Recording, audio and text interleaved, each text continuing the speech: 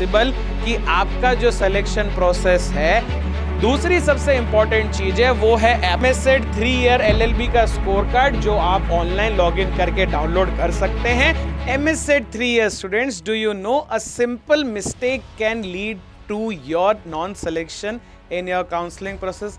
Hello everybody, my name is advocate Harsh Chotrani और आप सारे एमएससेट 3 ईयर एलएलबी वाले स्टूडेंट के लिए ये इंपॉर्टेंट वीडियो हम लेके आ गए हैं, जहाँ पे हम आपको बता रहे हैं कि आपको कौन कौन से डॉक्यूमेंट्स हैं जो काउंसलिंग के टाइम पे आपके हाथ में होने चाहिए। अब वीडियो इंपॉर्टेंट इसलिए कि अगर इनमें से कोई भी चीज़ आपके पास अभी तक नहीं है और उस टाइम पे आपके पास नहीं होगी, तो इट माइट बी पॉसिबल कि आपका जो सिलेक्शन प्रोसेस है, आपकी जो सीट है वो किसी और के पास चली जावे। तो थोड़ी देर के लिए एकदम से शांत हो जाओ और इस वीडियो के अंदर जो जो बातें हैं उनको बहुत ध्यान से सुनना।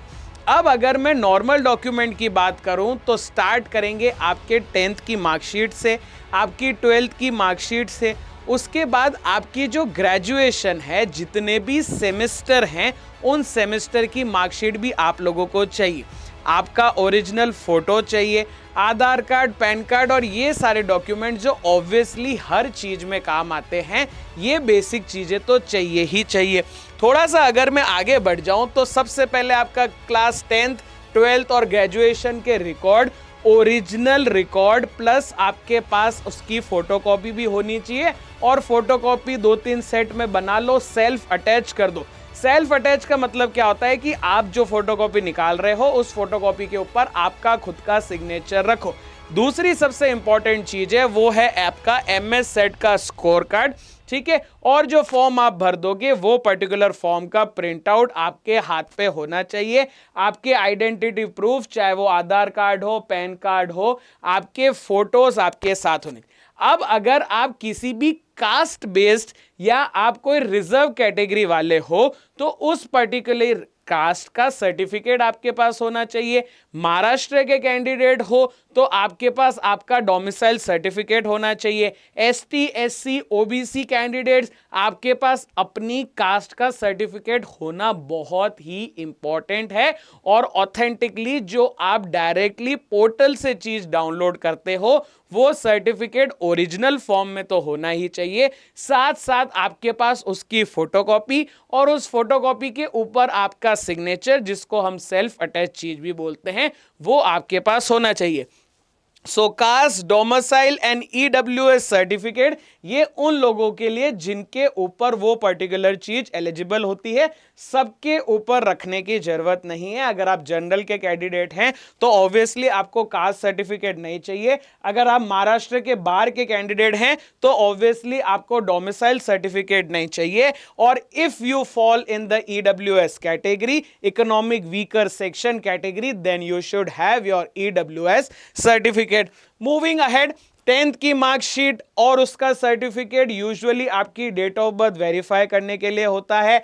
Photocopy and original document. Class 12 same चीज। ग्रेजुएशन की मार्कशीट, सारे सेमेस्टर की ग्रेजुएशन की मार्कशीट।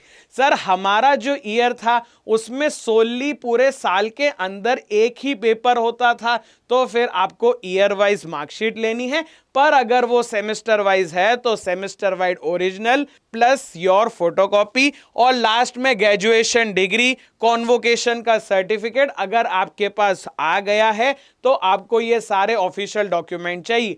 माइग्रेशन सर्टिफिकेट अगर आपको मिल चुका है तो माइग्रेशन सर्टिफिकेट भी आप लोग वहां पे रखेंगे। अगर नहीं मिला है तो आप लोग अभी से ही उसको अप्लाई कर दीजिए। थोड़ा सा आगे अगर मैं बढ़ जाऊं तो एमएससेट 3 ईयर एलएलबी का स्कोर कार्ड, जो आप ऑनलाइन लॉगिन करके डाउनलोड कर सकते हैं। और उसके बाद आपका सेट का एप्लीकेशन फॉर्म जो आपने भरा है और उसकी भी आप ऑनलाइन कॉपी निकाल के, प्रिंट आउट निकाल के सेल्फ अटैच करके अपने पास रख लीजिए। इंपॉर्टेंट थी क्या है कि आप दोनों ओरिजिनल और सेल्फ अटैच कॉपीज जो हैं वो रेडी रखिए। अपने पास एटलीस्ट 2 फोटोकॉपीज प्रिपेयर करके रख लो। ओरिजिनल तो सर एक ही होगा, लेकिन हम 2 फोटोकॉपीज और साथ में करा देंगे। Printed copies to avoid delay during counselling और मिसिंग और इनकम्प्लीट डॉक्यूमेंट में lead to allotment of cancellation. इसलिए कह रहा हूं आज से ही अपनी सारे के सारे डॉक्यूमेंट एक फोल्डर के अंदर बना के रख लो, 2-3 सेट रख लो, पूरी जिंदगी काम आएंगे। ये फोटोकॉपी कहीं भी वेस्ट नहीं होगी। ठीक है, आइडेंटिटी प्रूफ की बात करूं या पर्सनल डॉक्यूमेंट पे आ जाऊं तो आपके पास आधार कार्ड, पैन कार्ड या पासपोर्ट, मोस्ट इंपॉर्टेंटली अगर आपके पास आधार कार्ड है, उस आधार कार्ड का अगर नंबर उसके साथ लिंक्ड है तो उसके अलावा आपको और कुछ काम नहीं आएगा। ये passport size photograph, recent passport size photograph आप अपने पास रख लो। एमएस सेट के टाइम पे आपको वो चीज वहां पे एक डिजिटल फॉर्म में मांगी थी, आप यहां पे उसको हार्ड फॉर्म में भी पासपोर्ट साइज फोटोग्राफ रख सकते हो। और स्कैन सिग्नेचर आपके पास पहले से ही होगा, अभी भी आप स्कैन सिग्नेचर अपने पास रख लेना।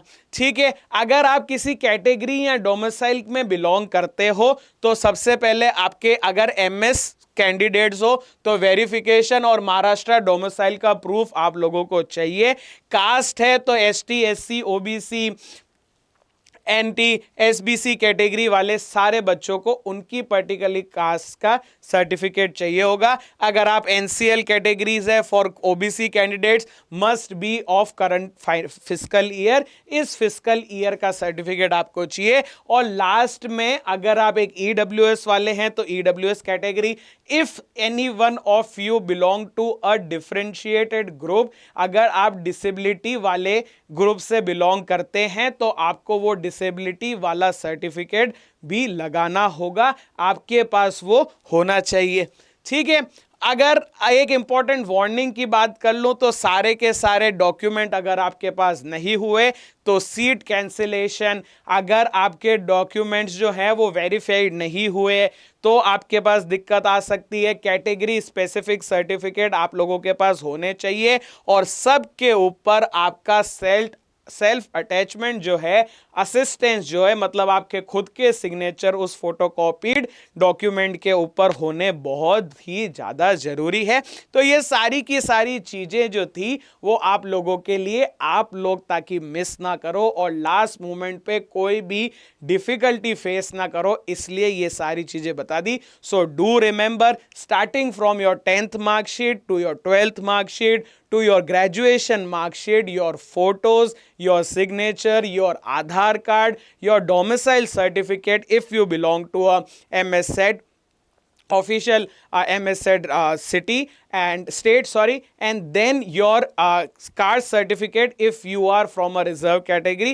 If you are not from a reserve category, you should not have that certificate. If you are not a Maharashtra candidate, you should not have that domicile certificate. Otherwise you should have all these documents, plus if you are from an EWS category, do get your certificate. ये सारी की सारी चीजें बहुत important है। Still, if any of you students have any doubt regarding your counseling process, you can comment on this video and let me know, and I will solve each and everything for you. All your problems will get a solution. And thank you so much. Don't forget to like our channel, share it with your other friends who are also going to be the part of your counseling process, plus subscribe our channel for all these information.